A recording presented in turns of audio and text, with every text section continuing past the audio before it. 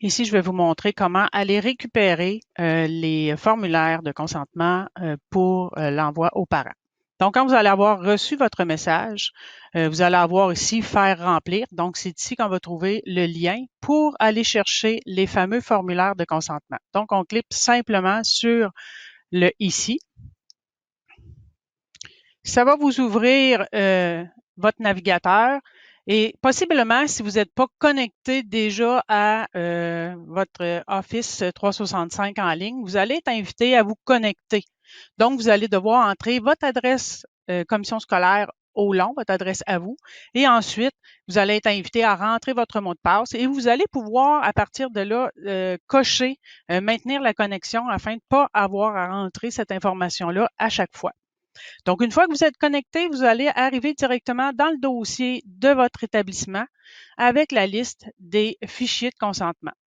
Bon, si vous n'en avez pas beaucoup, vous pouvez faire un téléchargement un à un. Il faut simplement aller au bout de la ligne dans les trois petits points ou faire un clic droit sur le fichier et aller sélectionner télécharger. Fait que là, un à un, on les fait un à la fois, on télécharge et on peut aller ici sélectionner le dossier dans lequel on veut les mettre. Donc, moi, dans mon cas, c'est sûr que probablement vous allez mettre ça dans vos documents. Bon, peu importe. On peut se faire un dossier, consentement.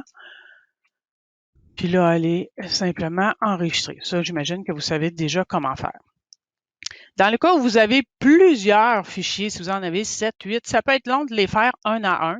La deuxième option, c'est simplement d'aller ici, cliquer sur activer tout. Dans le fond, vis-à-vis de l'entête, on coche ici. Donc, tous nos documents vont se retrouver sélectionnés.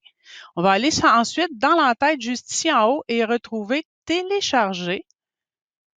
Et encore une fois, ça va ouvrir notre explorateur de fichiers. Et là, ici, j'étais déjà dans mon dossier document consentement. Donc, je m'assure d'être dans le document de destination que je désire. Et vous allez voir, ça fait un fichier qu'on appelle compressé.